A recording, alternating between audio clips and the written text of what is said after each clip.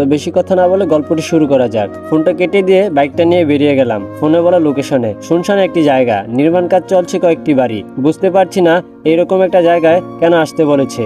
একটু এগিয়ে যেতেই দুজন লোক এসে আমার মাথায় বন্দুক ঠেকিয়ে একটা বাড়িতে নিয়ে গেল। আমি বোকার মতো তাকিয়ে আছি, কিছুই বলতে পারছি না। রাজ, তোকে আমি অনেক বিশ্বাস করেছিলাম, কিন্তু তুই আমাকে ধোকা দিবি বুঝতেও পারিনি। তুই কি করে ভাবলি আমি এত বোকা? মাথা তুলে তাকিয়ে দেখি এ তো ম্যানেজার। তার মানে আমি কি ধরা পড়ে গেলাম? ম্যানেজার বলল, তুই কে বল, আসল পরিচয় কি তোর? আমি বললাম, স্যার আপনি কি বলছেন এসব? ম্যানেজার বলল, চুপ, একদম চুপ, কথা বলবি না। আমি বললাম, স্যার আমি তো রাজদীপ, আপনি ভুলে গেছেন কি করে? ম্যানেজার বলল, নাটক করিস না আমার সাথে। আমি বললাম, বিশ্বাস করুন স্যার, আমি কিছুই করিনি। আপনি কি নাটকের কথা বলছেন? আমি কিছুই বুঝতে পারছি না। ম্যানেজার বলল, আমার ল্যান্ডলাইনে একটা অর্ডারের ফোন এসেছিল, তুই আমায় বলিসনি কেন? এই রে, এ তো মহা মুশকিল। যত বোকা ভেবেছিলাম তত বোকা নয়। ম্যানেজার বলল, এই হারামির বাচ্চা, কথা বলছিস না? আমি বললাম, স্যার বিশ্বাস করুন আমি কিছু করিনি। আমি ফোনটা কেটে যাওয়ার পর আপনাকে ফোন দিয়েছিলাম, কিন্তু ঢুকেনি। এই যে দেখুন স্যার। পকেট থেকে ফোনটা বের করে ম্যানেজারকে ফোনের টাইম আর তারিখ দুটোই দেখাই। ভাগ্য ভালো সেদিন ম্যানেজারের নাম্বারে দুবার কল দিয়ে রিং হওয়ার আগেই কেটে দিয়েছিলাম। আমি বললাম, স্যার বিশ্বাস করুন আমি কাজের চাপে আপনাকে কল দিতে ভুলে গিয়েছি, আমায় এবারের মতো মাফ করে দিন স্যার, জীবনে আর এরকম ভুল কখনো করব না।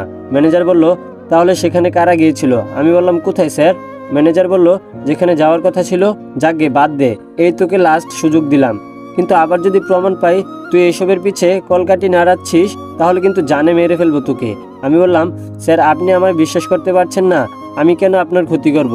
যে আপনি আমার এত বড় উপকার করলেন। স্যার আমি আপনাকে বড় ভাইয়ের মতো সম্মান করি, আর আপনি আমায় এভাবে ভুল বুঝতে পারলেন, খুব কষ্ট পেলাম স্যার। ম্যানেজার বলল, হ্যাঁ রাজ, আমিও তোকে অনেক ভরসা করি, কিন্তু তুই যদি নাই জানাস কাউকে কিছু, তাহলে কি করে কেউ পৌঁছবে? আমি বললাম, একটা প্রশ্ন করব স্যার? ম্যানেজার বলল, হ্যাঁ বল। আমি বললাম, কি এমন জিনিস আছে স্যার যার জন্য আপনার এত চিন্তা? ম্যানেজার বলল, ও কিছু না, এত কিছু তোর জানার প্রয়োজন নেই, যা বাসায় চলে যা। চোরের মতো এড়িয়ে গেল কথাটা, কিন্তু কোনো লাভ নেই ব্রো। আদিবের হাত থেকে বেশি দিন পালিয়ে বেচা অসম্ভব। ওখান থেকে ছাড়া পেয়ে সোজা বাসায় চলে এসেছি। নিজের রুমে যাব, অমনি পিছন থেকে কেউ নাম ধরে ডাকলো। আমি বললাম, জি। মা বলল, তোমার সাথে দুটো কথা ছিল, একটু সময় হবে তোমার? আমি বললাম, জি বলুন, আমি শুনছি। মা বলল, আর মাত্র 12 দিন বাকি, তারপরেই আমাদের মেয়ে আরিশার বিয়ে তারিখ ঠিক করা হয়েছে। আমি বললাম, তো? মা বলল, কালকে রোহান আর আরুর এঙ্গেজমেন্ট, সে উপলক্ষে বাড়িতে একটি পার্টির আয়োজন করা হয়েছে, তাই তোমায় থাকতে বলেছিলাম আর কি। আমি বললাম, ও। মা বলল, থাকবে তো? আমি বললাম, কথা দিতে পারছি না, তবে চেষ্টা করব। বাবা বলল, তুমি তো আমাদের ছেলের মতোই, আর আরু তোমার বোনের মতোই, কেন এমন করছো তুমি? আমাদেরকে নিজের পরিবার ভাবতে পারো। মা বলল, হ্যাঁ তোমার আঙ্কেল ঠিক বলছে, তুমি একা একটা ছেলে, আমাদের বাসায় থাকো, অথচ বাহিরে খাওয়া দাওয়া করো, ঘুরে বেড়াও, এটা আমাদের ভালো লাগে না বাবা। আমি বললাম, ঠিক আছে, আমি চেষ্টা করব থাকার। কথাটা বলে ওনাদের কিছু বলার সুযোগ না দিয়ে চলে এলাম নিজের রুমে। বাহ, নিজেদের ছেলেকে এত অবহেলা করলো, ছেলেটা বাড়ি থেকে বেরিয়ে গেল, একবার খোঁজ পর্যন্ত নিল না, আর এখন অচেনা একটা ছেলের জন্য কত দরদ। কথাগুলো মনে মনে ভাবছি, তখন হঠাৎ মনে হলো ঈশিতার কথা। তার মানে পার্টির জন্য ও ছুটি চেয়েছিল। ফোনটা হাতে নিয়ে অগ্নিকে একটা কল করলাম। কল ধরতেই আমি বললাম, হ্যালো অগ্নি। অগ্নি বলল, হ্যালো স্যার। আমি বললাম, তোমার একটা কাজ করতে হবে। অগ্নি বলল, বলুন স্যার। আমি বললাম, তোমাদের অফিসে ঈশিতা জামানের সাথে কন্ট্যাক্ট করে জানিয়ে দাও ওর ছুটি মঞ্জুর করা হয়েছে। অগ্নি বলল, ওকে স্যার, বলেই ফোনটা কেটে দিলাম। পার্টির দিন সকালে আমি ব্যালকনিতে দাঁড়িয়ে আছি, কারণ আজ কোনো কাজ করব না, বাড়িতেই থাকবো। বোনের এঙ্গেজমেন্ট বলে কথা। সকাল সকাল ঘুম ভেঙে গেছে। রুমের বাইরে বেরিয়ে দেখলাম বাইরে পার্টির অ্যারেঞ্জমেন্ট চলছে, তাই একটু ছাদের দিকে গেলাম। গিয়ে দেখি কেউ ছাদের রেলিংয়ে আকাশের দিকে চেয়ে আছে। ঠিক বুঝেছেন আপনারা, সে অন্য কেউ নয়, ঈশি। আমাকে দেখে একটুও নড়ল না, ঠাই মূর্তির মতো দাঁড়িয়ে আছে সে, হয়তো কোনো কিছু ভাবছে গভীর মনোযোগ দিয়ে। ভাবনা এতটাই মগ্ন যে কেউ তার দিকে এক দৃষ্টিতে তাকিয়ে আছে, সে তা টেরও পাচ্ছে না। দেখতে অসাধারণ মায়াবতী একটা মুখ, একদম নিষ্পাপ শিশুর মতো। কথা বলতে ইচ্ছে করছে আমার খুব, কিন্তু গম্ভীরতা ভেঙে কথা বলা ঠিক হবে না, এতে দুর্বলতা বাড়বে, ভয় কমবে না। তাই নিজের ইচ্ছেটাকে মাটি চাপা দিয়ে নিশ্চুপ কিছুক্ষণ দাঁড়িয়ে রইলাম। পরক্ষণে খেয়াল করলাম কেউ আমার পিছনে দাঁড়িয়ে। ঘুরে দেখি ঈশি। ঈশি বলল, থ্যাঙ্কস। আমি বললাম, হঠাৎ থ্যাঙ্কস কেন বলছেন? ঈশি বলল, ছুটি দেওয়ার জন্য। আমি কিছু বলতে যাব, তার আগেই ছাদ থেকে নেমে গেল ঈশি। আমি অবাক হয়ে তাকিয়ে রইলাম। একা একা ছাদে ভালো লাগছে না, এর থেকে ভালো রুমে গিয়ে কিছু কাজ করি। রুমে ঢোকার আগেই দোতলার উপর থেকে নিচের কাজ দেখতে পেলাম। পার্টির আয়োজন দেখে মনে হচ্ছে না এখানে শুধু আংটি বদলের অনুষ্ঠান হবে। সাথে আরো কিছু হয়তো আছে, আজকে তাই এমনভাবে সাজানো হচ্ছে। যাকগে, এসব ভেবে আমার লাভ কি। নিজের ঘরে ঢুকে ল্যাপটপটা অন করেছি কিছু কাজ করার উদ্দেশ্যে। মনে হলো কেউ দরজায় নক করছে।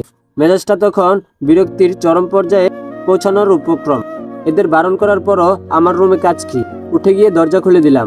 ভাবি দাঁড়িয়ে আছে। আমি বললাম, কিছু বলবেন? ভাবি বলল, খাবে চলো। আমি বললাম, মানে? আপনারা হয়তো ভুলে গেছেন আমি প্রথম দিন কি বলেছিলাম। ভাবি বলল, ভুলিনি ভাই, তবে আজ তো তুমি আমাদের এক প্রকার মেহমানের মতো, তাই মা বলল তোমায় ডেকে নিয়ে যাওয়ার জন্য। আমি বললাম, আমি কিছু বলতে না দিয়েই, তাড়াতাড়ি এসো, সবাই নিচে বসে আছে। আজব, কেউ আমায় কিছু বলার সুযোগ কেন দেয় না?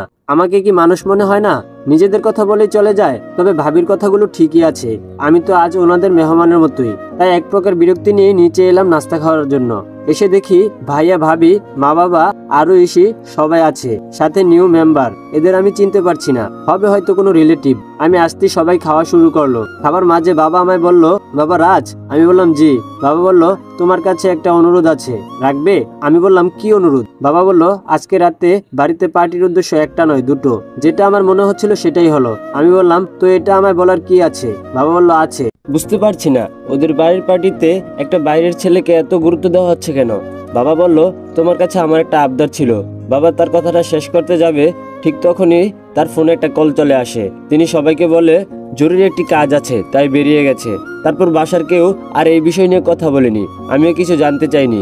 খাওয়া দাওয়া শেষ করে সবাই উঠে যায়, আর যে যার যার মতো কাজ করতে থাকে। আমি রুমে বসে আছি, তখনই ফোনে একটা কল আসে। আমি বললাম, হ্যালো। অপর পাশ থেকে বলল, কিছু ব্যক্তির পরিচয় জানা দরকার। আমি বললাম, ঠিক আছে। অপর পাশ থেকে বলল, খুব তাড়াতাড়ি দরকার। আমি বললাম, রাখুন। ফোনটা কেটে ল্যাপটপটা অন করে গুগলে ঢুকে কিছু ব্যক্তির পরিচয় খুঁজতে থাকি, কিন্তু তেমন কিছু পাচ্ছি না। দেখতে দেখতে সন্দেহ হয়ে যায়। পার্টিতে আমন্ত্রিত লোক আসা শুরু করেছে। আমি অগ্নিকে ফোন করে জানিয়ে দিই পার্টির কথা, আজ আমি বাড়িতে ব্যস্ত থাকবো। পার্টিটা মনে হচ্ছে বেশ জমজমাট হয়ে উঠবে।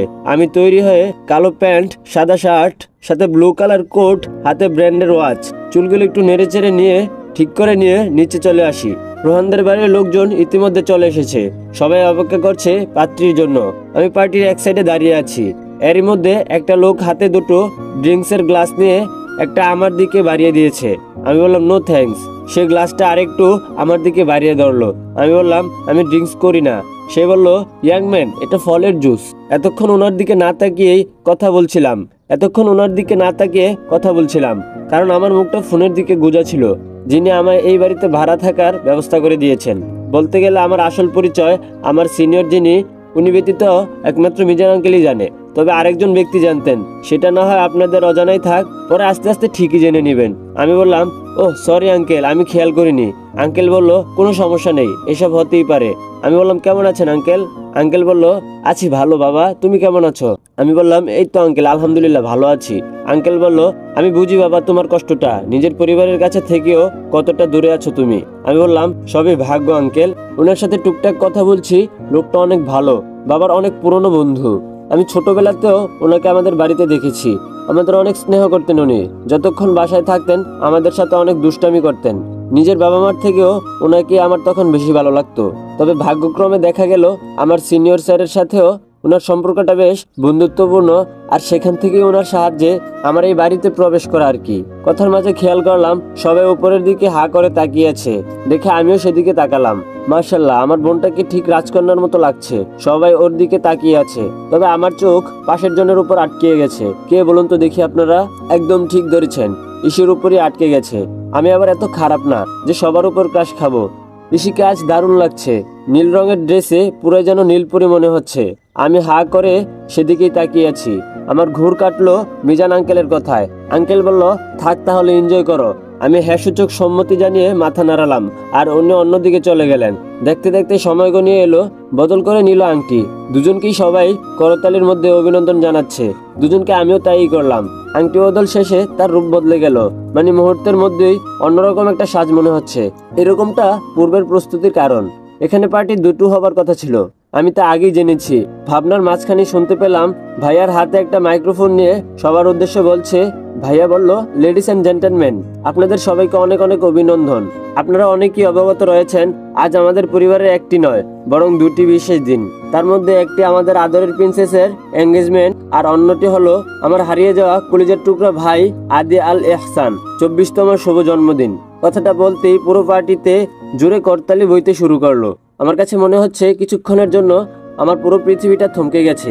ভাইয়ের মুখ থেকে কথাটা শুনে নিজের অজান্তেই চোখ দিয়ে পানি বেরোতে শুরু করলো। কোনো মতে হাত দিয়ে চোখের পানিটি মুছে নেই। ভাইয়ার হাত থেকে মাইক্রোফোনটা বাবা নেয় আর তারপর বলা শুরু করলো, আজ আমার ছোট ছেলে আদিবের 24 বছর পূর্ণ হলো। জানি না আমার ছেলেটা কোথায় আছে, কেমন আছে। ছোট মনে অভিমানের পাহাড় নিয়ে আমার সোনা হারিয়ে গেছে। কথা বলতে বলতে লক্ষ্য করলাম বাবার গাল বেয়ে পানি পড়ছে। উপস্থিত সবার মুখ গলেই মলি হয়ে রয়েছে। কিছুক্ষণ থেকে বাবা আরো বলা শুরু করলো, আজকের এই দিনটা আমাদের পরিবারের কাছে অনেক মূল্যবান। প্রতি বছর এই দিনে আমাদের বাড়িতে কেক কাটা হয়। শহরের আশেপাশে সব এতিমখানার বাচ্চাদের খাওয়ানো হয়। জানি এসব কিছু আমার আদি জানে না। ছেলেটার বড্ড অভিমান আমাদের উপর। খেয়াল করলাম মিজান আঙ্কেল আমার দিকে তাকিয়ে আছে। উনি ইশারায় বলছে আমার চোখের পানি মোছার জন্য, কারণ এখন ভেঙে পড়লে চলবে না। আমার কাঁধে অনেক বড় দায়িত্ব। আমাকে আগে লক্ষ্যে পৌঁছাতে হবে, তারপর অন্য কিছু। এখানে সবাই উপস্থিত আছে, তবে একজনকে দেখতে পাচ্ছি না। হ্যাঁ, ঈশিতাকেই দেখতে পাচ্ছি না পার্টির কোথাও। তাই একটু উপরে গিয়ে দেখি, তখনই কানে একটা নাম ভেসে আসে। বাবা বলল, রাজদীপ। নামটা শুনে থমকে যাই। এখানে আমাকে ডাকছে কেন? ওরা কি চিনে ফেলছে আমাকে? বাবা আবারও বললেন, রাজ একটু স্টেজে আসবে। আমি খেয়াল করলাম সবাই অবাক হয়ে আমার দিকে তাকিয়ে আছে। আমি অজ্ঞাত স্টেজে উঠে দাঁড়ালাম। বাবা এসে আমার হাতে ধরে বললেন, রাজ, তোমাকে প্রথম দিন দেখেই আমরা কেন জানি অনুভব করলাম তোমার মাঝে আমাদের হারানো আদিকে খুঁজে পাচ্ছি। তোমার আন্টি প্রথমেই তোমাকে আদি বলে ভেবে নিয়েছে। আমি বললাম, দেখুন আঙ্কেল, আপনাদের কষ্টটা আমি বুঝতে পারছি, তবে আপনাদের ধারণাটা ভুল। বাবা বললেন, রেগে যেও না প্লিজ। আমরা বুঝতে পারছি তুমি আদি নও। আমাদের আদি হলে এতদিনে আমাদের থেকে নিজেকে আড়াল রাখতে পারতো না। আমি ভালোই বুঝতে পারছি আমি বাড়ি থেকে চলে যাওয়ায় সবার মধ্যেই পরিবর্তন এসেছে। এমনকি ভাইয়া পর্যন্ত আমার জন্য কাঁদছে। খুব ইচ্ছে করছিল চিৎকার করে বলতে, আমি তোমাদের আদি বাবা। ভাইয়া, তোমরা আমাকে এত কাছে পেয়েও চিনতে পারছো না। মাকে জড়িয়ে ধরে কাঁদতে ইচ্ছে করছে খুব। ভিতরটা ছিঁড়ে যাচ্ছে আমার চাপা কষ্টে। বাবা বলল, রাজ, তোমার কাছে একটা অনুরোধ করব। আমি তাকিয়ে আছি, কিছু বলতে পারছি না। বাবা বলল আমার ছেলে হয়ে আজকে ওর 24তম জন্মদিনের কেকটা তুমি কেটে দিবে বাবা। ভাইয়া আমাকে কেকের কাছে নিয়ে দাঁড় করিয়ে হাতে কেকের ছুরিটা ধরিয়ে দিলেন। আমিও ফু দিয়ে মোমবাতি নিভিয়ে কেকটা কেটে প্রথমবার মায়ের মুখের সামনে ধরলাম। দেখলাম মায়ের চোখ দিয়ে পানি গড়িয়ে পড়ছে। একে একে ভাইয়া, বাবা আরো সবাইকে কেক খাইয়ে দিলাম। ওরাও আমায় খাওয়ালো, কিন্তু ঈশিতাকে কোথাও দেখতে পাচ্ছি না। আমি স্টেজ থেকে নেমে সোজা উপরে এলাম ঈশিতার খুঁজে।